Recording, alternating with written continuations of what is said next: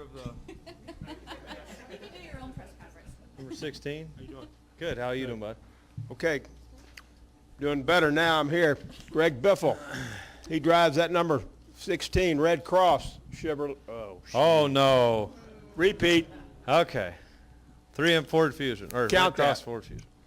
He drives the number 16 Red Cross Ford for Roush Fenway.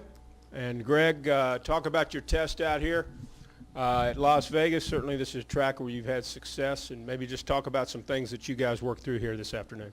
I'm willing to talk about anything but today's test. So any questions that you guys have, be more than happy to answer. But it was a pretty tough day for us.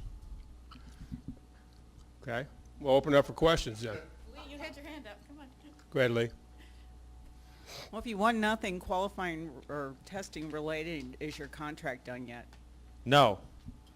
Thank you. You're welcome. Go to Jeff and then to Alan. Jeff Clark from USA Today. I don't know if you're serious about the test. If so, then don't answer this question. But if you are answering questions about the test, why do you think you guys are off? And you know, what are your concerns about? Because you know, last year I think this was the weekend where you kind of made some gains on this day, and you were really enthusiastic going into the weekend. And what's going on? Yeah, last year I was the fastest on Thursday. I was probably third fastest on Friday, 12th on Saturday, and I was 25th on Sunday. So this year I'm 34th on Thursday, and I'm hoping that I'm about 20th tomorrow and maybe 12th Saturday and win on Sunday.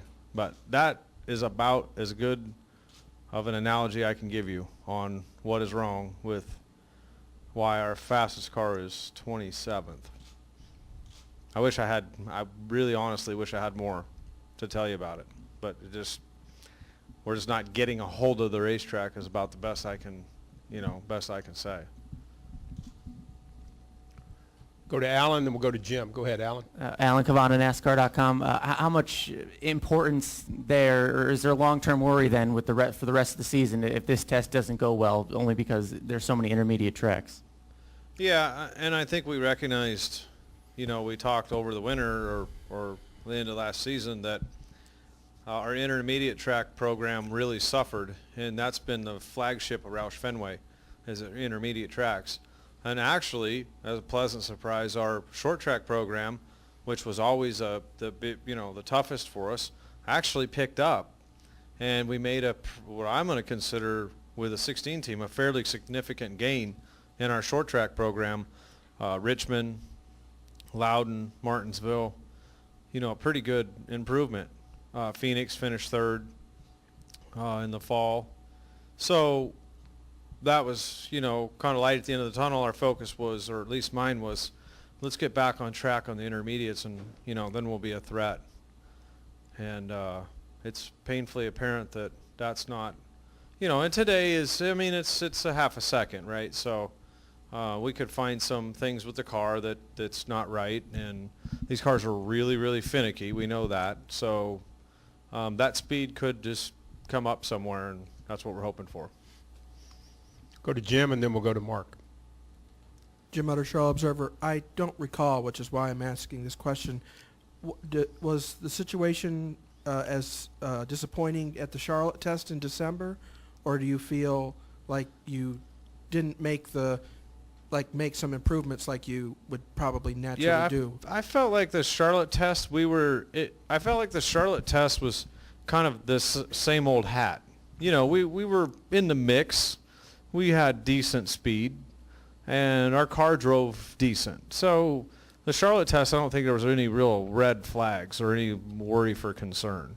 And I'm not saying there is yet, but obviously, we just have to reformulate, new formula on what we have right now. So and like I said, these cars are super, super finicky. So it could be a small spring combination. I know one thing that last year, 2 years ago, I was at Michigan, and I was horrible, couldn't make a lap horrible. And we looked at Matt's setup, and he had a little bit different rear spring combination. We said, okay, tomorrow we're going to start with that. We were the fastest car on both practices on Saturday and won the race. with one spring change. So, you know, that gives us, you know, some insight on, we got to pick that direction, because we don't have a guy that's very fast to take a look at and say, hey, what do they have? Now, we did recognize last week we weren't very fast in race trim, went to Q trim, went to the top of the board, and were 6th in both of the qualifying sessions and had a pretty fast car. 21 car is 3rd on the board in Q trim. So is there some formula between qualifying and race trim that's giving us a little fuss right now? So and actually we learned a little bit qualifying trim last week and applied that to race trim. So maybe that's the same thing that's going to happen here. Go ahead, Mark. Mark Anderson, Las Vegas Street Journal. With tomorrow being the first 3-segment qualifying, did the qualifying at Phoenix take some of the mystery out of it, or because it's 3 segments, is there still a lot to learn? I think it took some mystery out of it. Really, it did for us. Now, I guess I might back up a little bit in that statement, because the temperature of the engine is a big deal, and this being 1.5 miles is significantly different than a 1 mile on throttle time and run time on the engine. So this is a much bigger track, and so you got to make 3 runs, a minimum of 3 runs, with, you know, having to cool the engine down enough to be able to do that with just a fan. So that could be challenging, especially if a guy wants to go out and try and better his lap, right?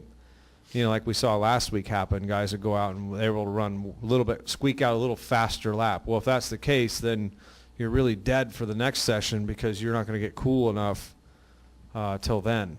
So it's probably going to be a mystery tomorrow on how all that works out. But last week is pretty uneventful for us. We went and we were 2nd quick, and then got bumped back to 6th, and then the same thing happened on the 2nd session for us. So it was we were in a good position last week, and we'll have to wait and see tomorrow what that brings. But I feel pretty good that Trevor's that fast in race trim, and obviously, or Q trim.